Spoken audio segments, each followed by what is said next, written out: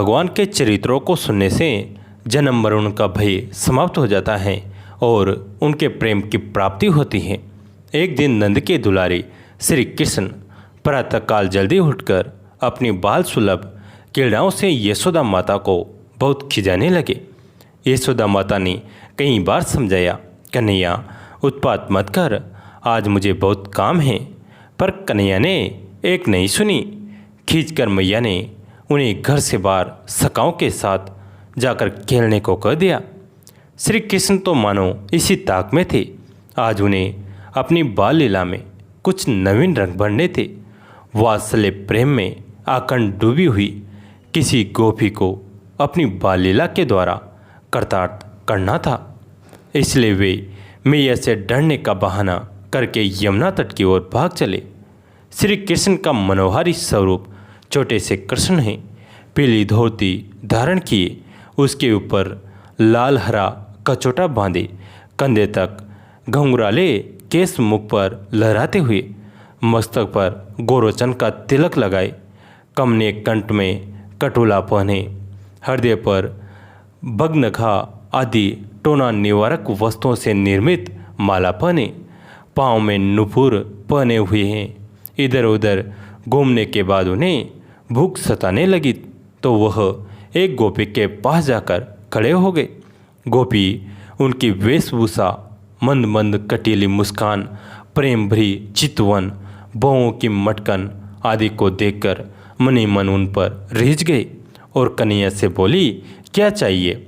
कन्हैया गोपी से थोड़ा माखन छाछ देने का अनुरोध करने लगे, परंतु गोपी ने कन्हैया से कहा, बिना मूल्य दिए कहीं भी कुछ नहीं मिलता।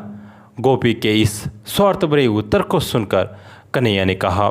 गोपी को कन्हैया पर जरा भी दया नहीं आई और उसने कहा, कन्हैया कोई बात नहीं है, तो यदि मेरे माखन का मूल्य नहीं दे सकता तो न सही, तू मेरा कुछ काम कर दे। माखन बनाने के लिए कितना परिश्रम करना पड़ता है। देख कन्हैया, ब्रह्म मुहूर्त में जाकर हम दधि मंथन करते हैं, दिन रात गौओं की सेवा करते हैं, गौओं को चारा आदि देना, उन्हें स्नान कराना, गोश्त की झाड़ू बुहारी लगाना, गोबर यानी सोमे को खांच टोकरी में भर भर कर पुष्ट वाटिका में डालना, यमुना जी से जल भर कर लाना और ऊपर से घर के सारे काम भी हम ही करते हैं। हम सभी गोपियाँ तेरी मैया के समान ब्रजरानी तो है नहीं, हमारे सब काम दास दासियाँ कर दे। अतः कन्हैया, तू यदि सचमुच मेरा ताजा मक्खन अरोकना चाहता है तो गोश्त में चलकर मेरा थोड़ा सा काम कर दे। काम यह है कि मैं गोश्त की सफाई करके जब गोबर की टोकरियां भर भर कर उन्हें बाहर ले आऊँ, तब तुम प्रत्येक बार सहारा देकर मेरे सिर पर खांच रखवाते जाना। इसके बदले में मैं तुम्हें उतने ही माखन लो दूंगी, यानी गोले दूंगी जितनी बार तुम टोकरी उठवाओगे। कन्हैया ने गोपी की बात मान ली, पर कितनी टोकरियां उठाई हैं इस संख्या का पता कैसे चले, क्योंकि दोनों को ही गिनती नहीं आती हैं। गोपी बहुत चालाक हैं। उसने कन्हैया को एक उपाय सुझाया, तू जितनी बार मेरे सिर पर गोमे यानी गोबर की टोकरी रखवाने में सहायता करेगा, मैं उतनी बार तेरे कपोलों पर गोबर की रेखाएं बनाती जाऊंगी। काम खत्म हो जाने पर हम किसी पढ़े लिखे सियाने व्यक्ति से वे रेखाएं गिनवा लेंगे और उतने ही माखन के लौंदे मैं तुझे दे दूंगी। बोलो, स्वीकार है ये प्रस्ताव? श्री कृष्ण ने गोपियों के मन की अभिलाषा पूरी की। कन्हैया क्या करते थे? जो गोपी अनेक जन्मों से अपने हृदय के जिन भावों को श्री कृष्ण को अर्पण करने की प्रतीक्षा कर रही हैं, उसकी उपेक्षा वह कैसे करे? इन्हीं गोपियों की अभिलाषाओं को पूरा करने के लिए ही तो निर्गुण निराकार परम ब्रह्मा ने सगुण साकार लीला पुरुषोत्तम रूप धारण किया है। दिन भर के भूखे प्यासे श्याम सुंदर गोपी के साथ उसकी गौशाला में जाकर गोमे की टोकरियां उठवाने लगे।